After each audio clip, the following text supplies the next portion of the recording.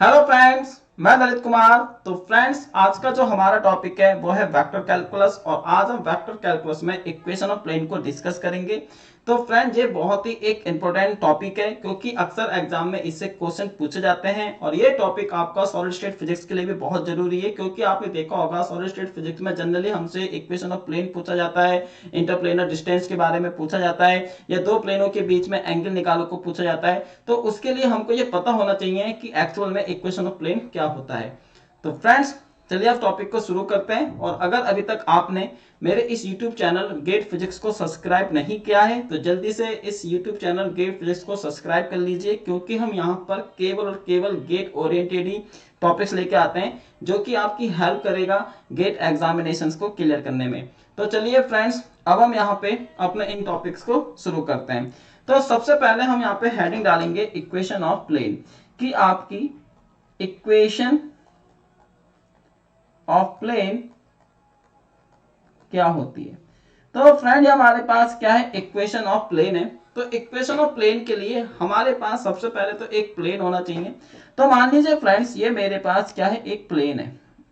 ठीक है, आपको पता है कि प्लेन हमारे पास 2D में होता है। तो ये फ्रेंड हमारे पास क्या है, आपका प्लेन है। ठीक है, इसको हम बोलेंगे यहाँ पे प्लेन।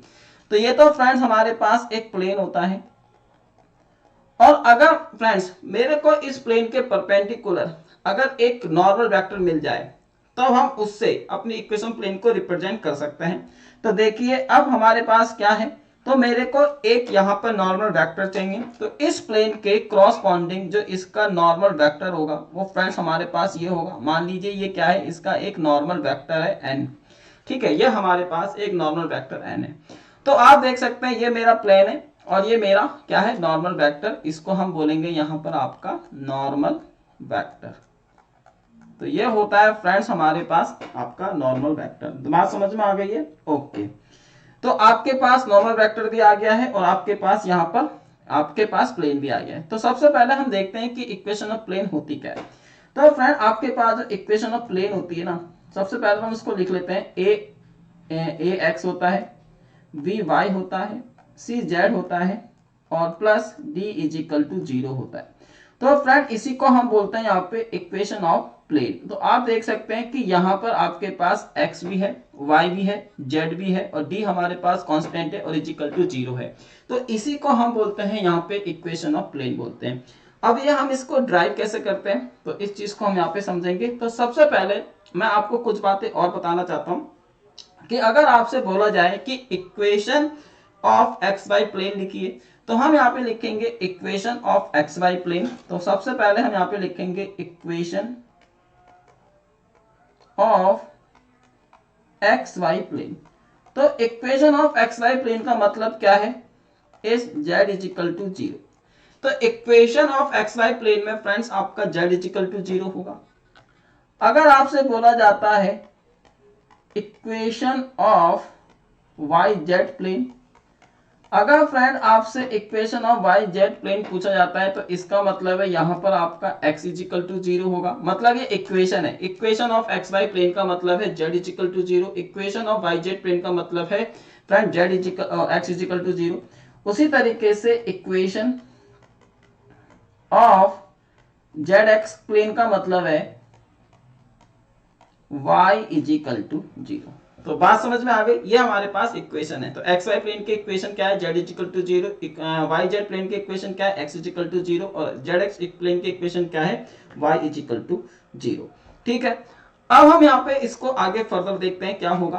तो फ्रेंड्स, मान लीजिए हमारे पास एक पॉइंट गिवन है। अगर हमको एक पॉइंट दिया गया है प्लेन में और हमारे पास एक नॉर्मल वेक्टर है तो हम उसकी हेल्प से इक्वेशन प्लेन को लिख सकते हैं। तो मींस अगर फ्रेंड्स मेरे को एक पॉइंट यानी कि पॉइंट एंड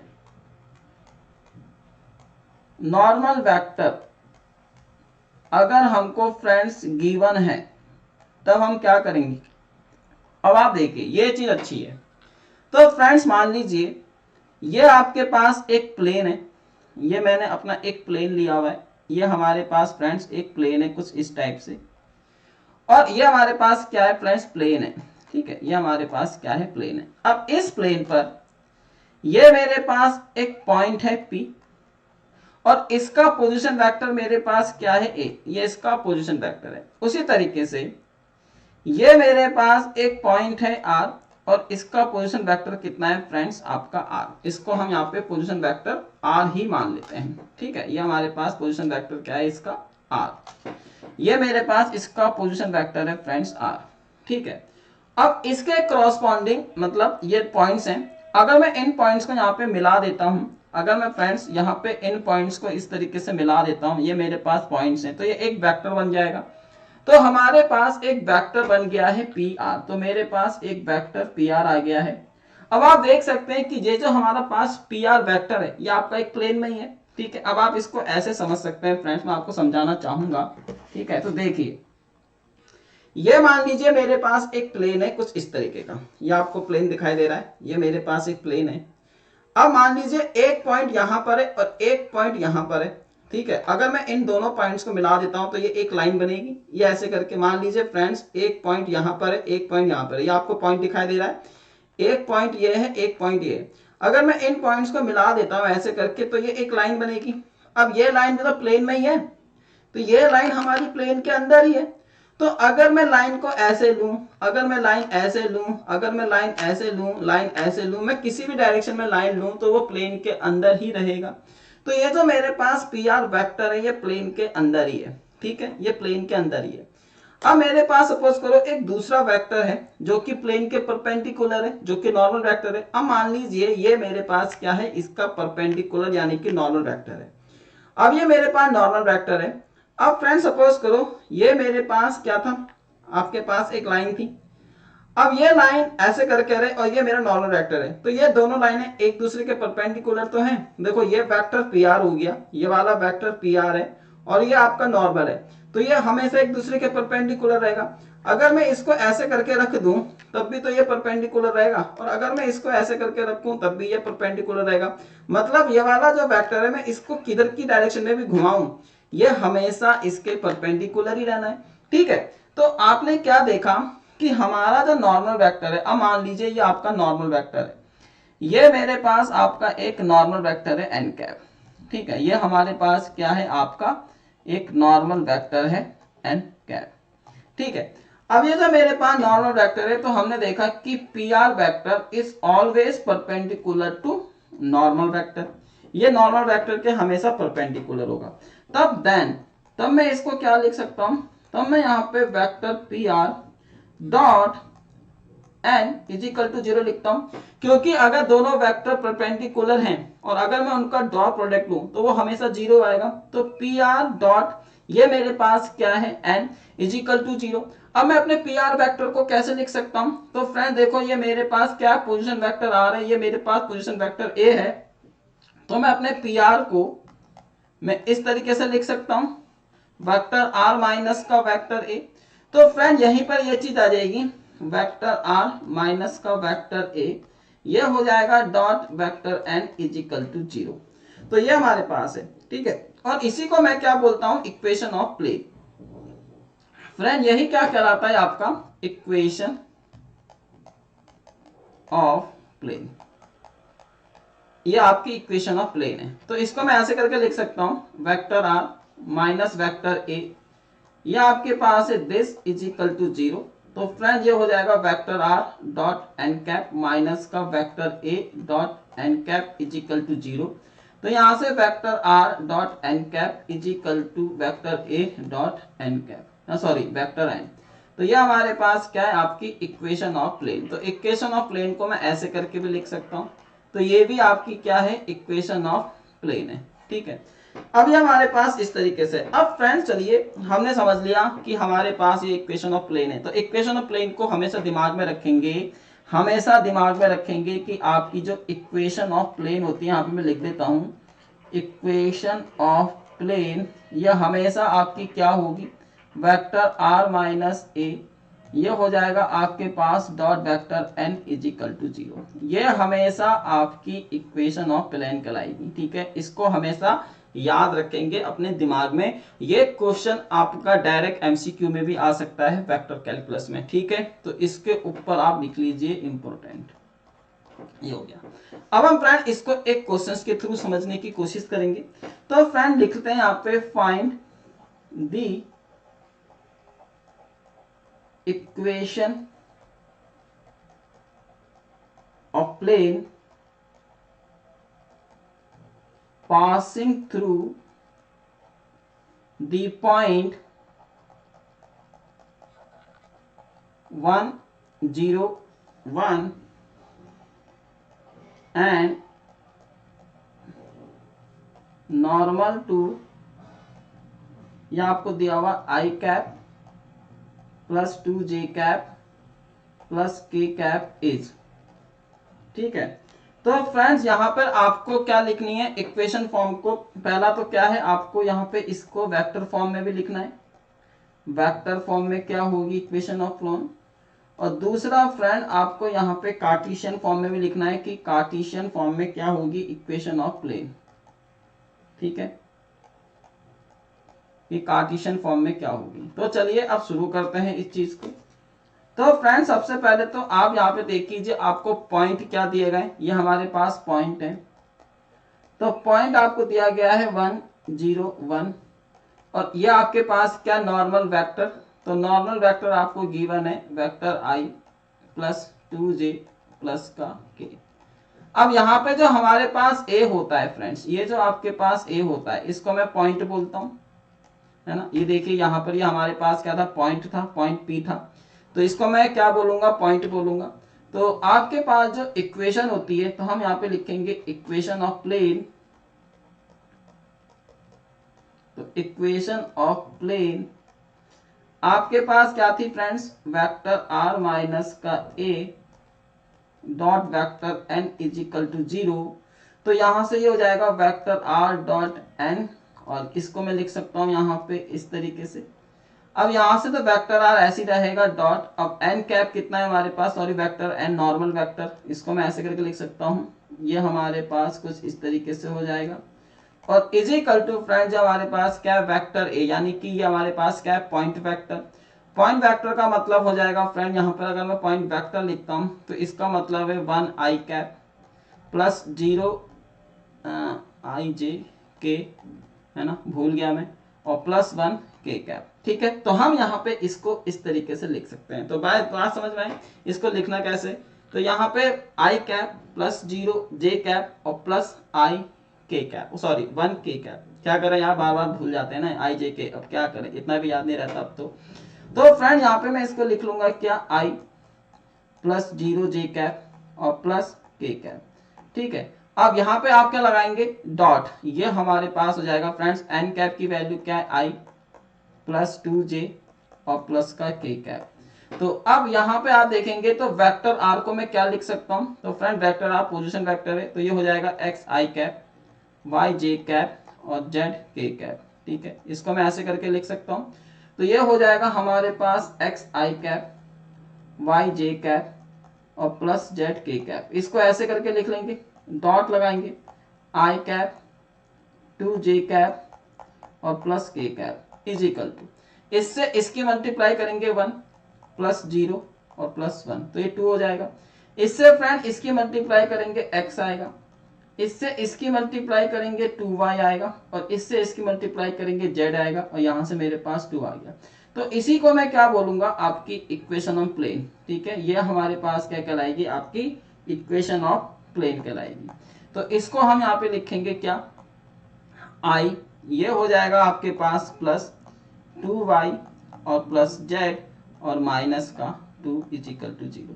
तो फ्रेंड ये तो आपकी कार्टेशियन कोऑर्डिनेट में है, और यहाँ पे आप देखेंगे अगर मैं इस चीज को दिखाऊं तो ये फ्रेंड आपके पास क्या थी, ये वाली इक्वेशन, अगर आप इसको देखेंगे कौन सी वाली इक्वेशन, ये वाली, ये आपकी किस में है, ये फ्रेंड आपके पास थी वेक्टर फॉर्म में, सिंपल है ना, क्योंकि यहाँ पे आप इसके कंपोनेंट को इस तरीके लिखेंगे तो ये आपके वेक्टर फॉर्म है। तो बात समझ में आ गई है कि आप इस तरीके से यहाँ पे इन चीजों को करेंगे, ठीक है फ्रेंड्स। तो इसको हम बोलते हैं इक्वेशन ऑफ प्लेन। तो इक्वेशन ऑफ प्लेन लिखना आपने सीख लिया होगा। इक्वेशन ऑफ प्लेन लिखने के लिए आपको क्या करना है, r minus a dot n is equal to 0। तो ये हमारे पास कुछ इस तरीके से होना चाहिए। अब मैं आपको एक क्वेश्चन और देता हूं। तो फ्रेंड बहुत ही सिंपल सा क्वेश्चन है, क्वेश्चन क्या है हमारे पास, इफ, ये हमारे पास है if the equation of plane is, friends आपको क्या दी गई है, ये हमारे पास x plus 4y plus 6z और इज इक्वल टू 10, तब देन फाइंड नॉर्मल वेक्टर। तो फ्रेंड हमको एक इक्वेशन दी गई है, हमारे पास एक प्लेन की इक्वेशन है। अब इस प्लेन की इक्वेशन से मेरे को नॉर्मल वेक्टर फाइंड करना है, ठीक है। तो सिंपल है यार, नॉर्मल वेक्टर निकालने का मतलब क्या है। तो फ्रेंड नॉर्मल वेक्टर कब निकल कर आएगा, अगर मैं यहां से वेक्टर n निकाल लूं। तो वेक्टर n का मतलब क्या है फ्रेंड, वेक्टर n का मतलब है यहाँ पे अगर आपको नॉर्मल वेक्टर n निकालना है फ्रेंड्स, अगर मेरे को नॉर्मल वेक्टर निकालना है तो नॉर्मल वेक्टर का मतलब क्या है, component of x y z. अगर मैं यहाँ पे एक्स वाई जेड के कंपोनेंट लिख लेता हूं, है ना, तो वही मेरे क्या है, आपके नॉर्मल वेक्टर है।